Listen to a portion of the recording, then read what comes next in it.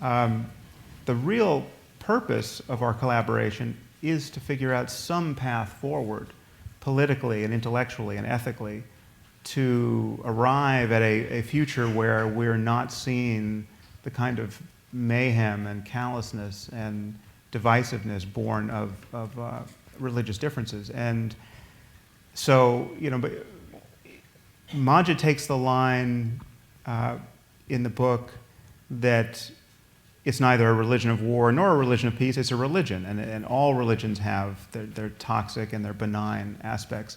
And it really depends on just what you emphasize. I'm a little more, I think if you just catch Maajid at that moment, if that's all he says, what he's saying is indistinguishable from many apologists who are actually playing hide the ball with the articles of faith here.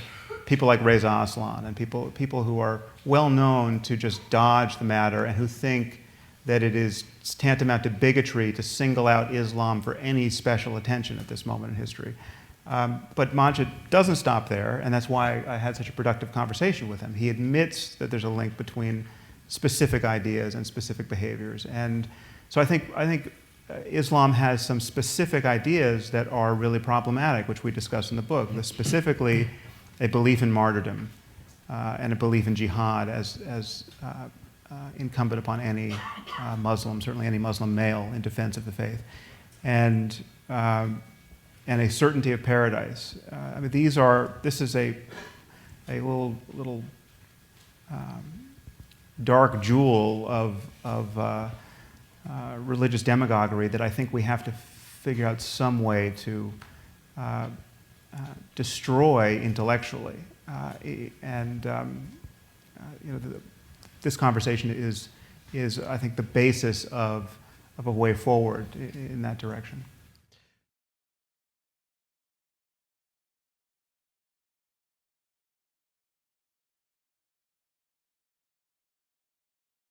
And that question, whether Islam is a religion of peace or a religion of war, for some Muslims, it's a religion of war.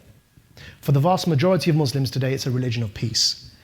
Just like for the US, for Americans, for some Americans, the US Constitution supports the right to abortion, and for others it doesn't. The same document, the same text, is the subject of dispute and fierce dispute in this instance.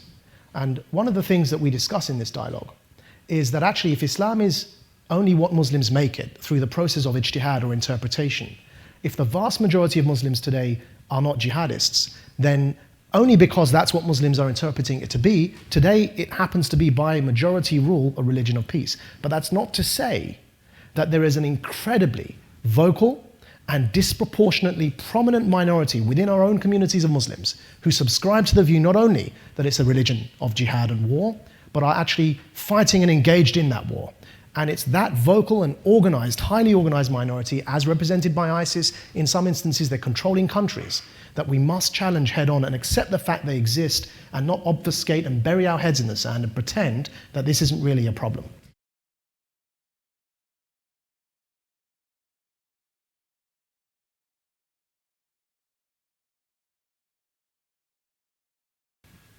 Well, the path forward that Maajid really found in our conversation, and you'll see that it took some effort to convince me to sort of follow him through that, keyhole-sized aperture in this just wall of medieval ignorance, is that basically that by the lights of Islam, there is no true Islam. There's no pope. There's no place to stand within Islam to say that your view of the faith is the truly canonical one. And so there is a radical kind of pluralism there, which reformers can take advantage of, where you can say, listen, this whatever, you can be as doctrinaire as you want. You can be right of Mullah Omar in terms of your theological commitments, but what you can't be is someone who thinks that applies to all Muslims for all time. Now, I remain quite skeptical that we can have conversations with people of Mullah Omar's sort. We're not going to have a dialogue with al-Baghdadi or the rest of ISIS, but as a general matter, from Maajid's side that the way forward is to recognize that this pluralism demands a commitment to secularism. It demands, because there is no one version of Islam, you can't, you have to keep your version in this zero-sum contest with all these other versions out of public policy and out of politics. And then that commitment to secularism can hopefully open a space for genuine liberalism and a genuine commitment to all these other values that we want, which aren't best expressed in any religion, frankly. They're the result of a modern conversation about ethics and politics and human rights. Yeah, I think you've just done a wonderful job summarizing my stance there.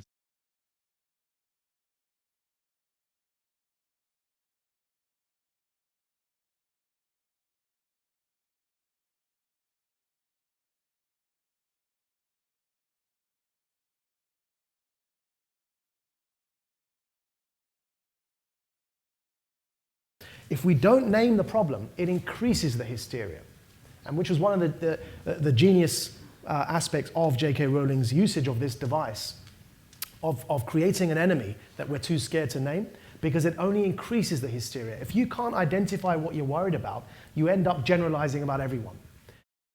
If we as Muslims don't isolate Islamism from Islam and then define what we mean by Islamism and say Islam by definition isn't definable because it's a religion like any other, it has all the denominations and sects and interpretations and disputations that all other religions have. But Islamism is this thing here, and we define it as a desire to impose any version of Islam over society. And that's what we're worried about. That's what we're challenging.